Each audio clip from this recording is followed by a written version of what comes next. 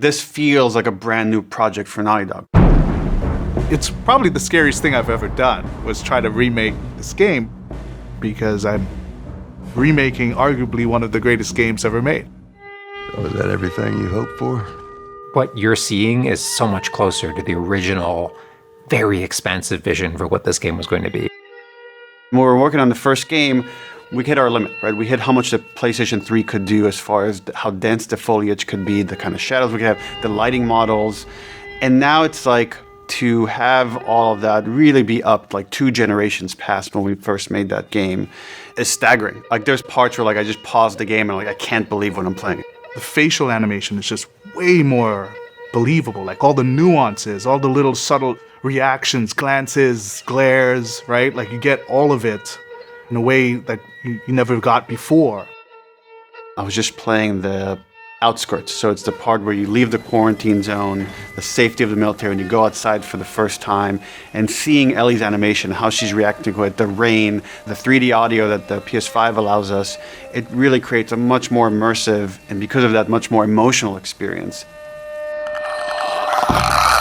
One of the things I absolutely love with the 3D audio in The Last of Us Part 1 is being able to hear an enemy before they sneak up on you. Having that reaction of like hearing, turning, seeing, reacting, it just really heightens that sense of just being grounded. You are in this character, you are in this world. I get it. So we have haptics from the weather. So if you're walking in the rain, you're getting those pitter-patter of raindrops and thunder or snow. So it's what you're feeling on the stick as you're playing the game. Watch out! Playing as Joel with these hunters coming over like a wall and they're trying to like pin me and Ellie. And I'm feeling the haptics as I pull the trigger, feeling the haptics as I'm getting hit. I'm actually, as I talk about it now, I'm like excited to go back and like replay that sequence. I'm way more invested in ways that I didn't think I can feel. Sometimes I lose myself, and I played it before hundreds of times, but it's like it's a reliving of that experience, which is incredible. Who's there? So we're adding a bunch of features, and then we hope when the player plays it, they don't think about any of them.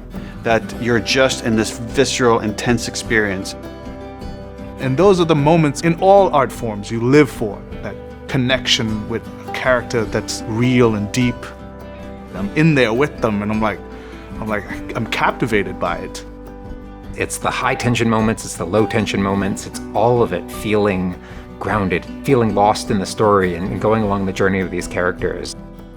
And I'm envious of people that get to play it for the first time because they get to experience like the ultimate version of this story in this game and Joel and Ellie's journey.